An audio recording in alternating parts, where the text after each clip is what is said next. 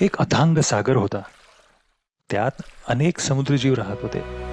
वेल, फॉनाफिश, octopus, turtle, starfish, jellyfish आणि dolphin.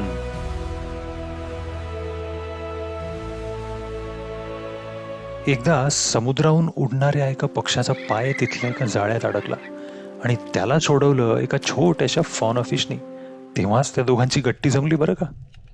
पुढे एक दिवस ती फॉनाफिश समुद्रात शांतपणे पोहत होती. पण त्याच समुद्रात राहत होता एक भला मोठा शार्क. त्याला लागली होती भूक. त्याला फॉनाफिश दिसली आणि तिला पकडण्यासाठी तो धावला. तिला पाठलाग करत असलेलं वरून उडणाऱ्या पक्ष्यांनी पाहिलं. त्यातच फॉनाफिशचा एक मित्र होता. त्यांनी पाहिलं की शार्कने त्या फॉनाफिशला धरलं.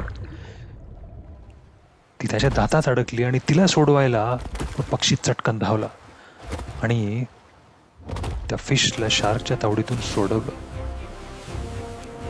पुढे दूर नेऊन तिला पाण्यात अलगद सोडलं आणि तिचे प्राण वाचवले.